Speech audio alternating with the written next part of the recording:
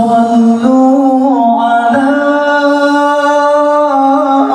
خير الأنام المصطفى بدر التمام صلوا عليه وسلموا يشفع لنا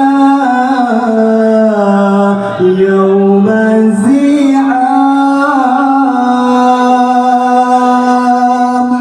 صلوا على خير الأنام المصطفى بدر التمام صلوا عليه وسلموا يشفع لنا يوم الزحام صلوا على خير الأنام المصطفى بدر التمام صلوا عليه وسلموا يشفع لنا يوم الزحام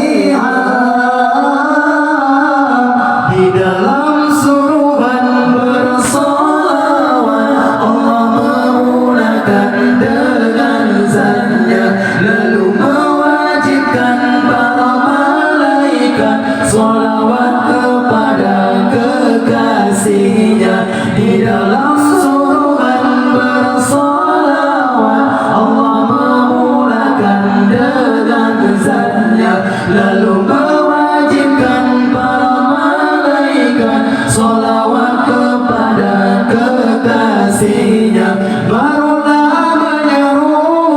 kepada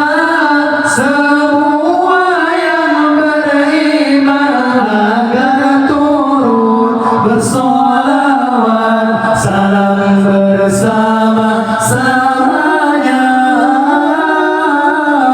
sallu ala khairil anam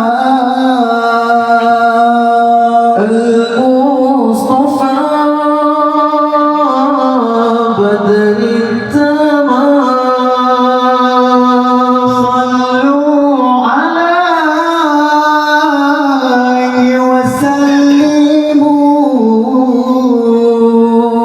yashfa' lana يوم الزحام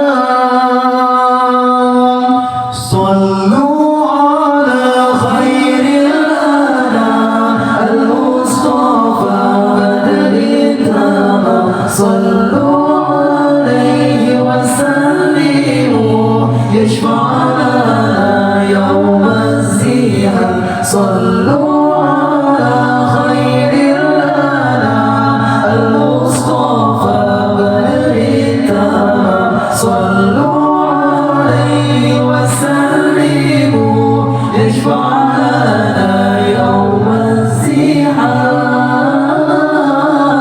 di dalam suruhan bersolawat Allah memulakan dengan zatnya lalu mewajibkan para malaikat sholawat kepada kekasihnya di dalam suruhan bersolawat Allah memulakan dengan zatnya lalu mewajibkan para malaikat sholawat kepada kekasihnya lalu